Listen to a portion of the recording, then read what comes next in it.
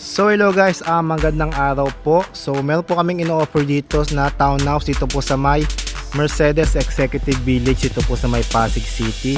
So sa ngayon guys, ang available na lang po natin is 4 na units. So meron po kaming model unit na videoan ko na lang rin po. Ilagay ko na lang po yung video tour link sa my description box ng video kasama ng details na to. So guys, ganito po yung magiging turnover. So, pasok po tayo sa loob. Then guys, ito yung magiging parking natin. Bali, pala pwede natin na-extend yung gate natin na parang sakop na po ng bangketa. So, by the way po, ang lot area po pala nito is 50 square meters. Then, floor area is 110 square meters. Meron po itong 3 bedrooms, 2 toilet and bath, 1 powder room, and 1 car garage. So, ito po yung ating car garage. So kung gusto pa natin mas malawak po, extend lang po natin yung gate. So bali magiging 4 panels po, pero parang mag-extend po tayo dito ng bakal pa. Then pasok tayo, pakita ko po sa inyo yung turnover. So ito po guys, pagpasok natin, living area. So ganito po yung magiging turnover. Maganda naman po pala.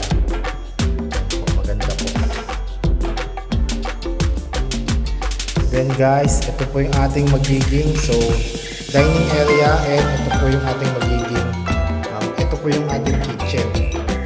So dito po natin ilalagay yung ating refrigerator. Then meron po tayong powder room dito po sa may ground floor. And then meron po tayong outdoor kitchen and laundry area. Then ito po yung ating first bedroom dito po sa may ground floor. Pero if ever naman guys na hindi pa ganun kasi may mga unit na wala pa pong partition daw dito, so pwede pong i-extend po yung ating bedroom kung gusto ng mas malaking bedroom. Then akit naman po tayo sa may second floor. So check natin yung magiging finish ng ating mga bedrooms. So ito po, pag akit natin, meron tayong parang space po dito sa may second floor. Then ito po yung ating magiging second bedroom.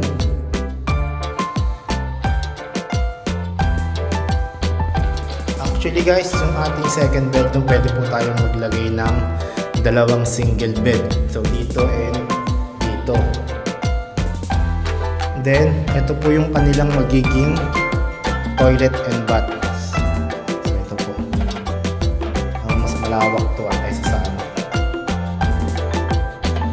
sa may model unit, mas mas may daan po. Then guys, syempre ito po yung ating master's bedroom.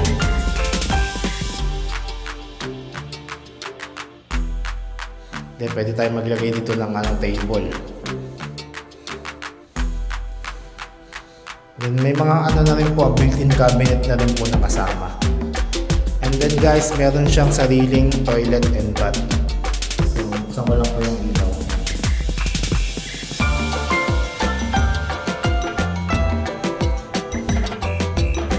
Then meron po tayo ditong balcony.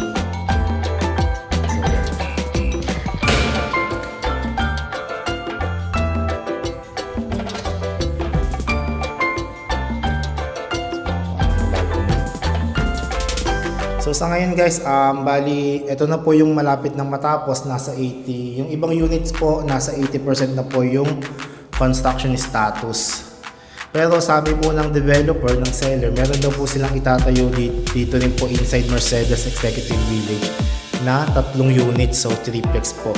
Pero mas pricey lang po ng konti compare po dito sa presyo ng kasi mas malaki po yung lot area nun and magiging floor area. So yun guys, kung interesado po tayo dito sa unit, message nyo lang po ako sa aking Viber para ma-assist po namin kayo for viewing. So yun guys, hanggang dito lang po ang ating video tour. Salamat po sa panonood. Ingat and God bless po sa ating lahat.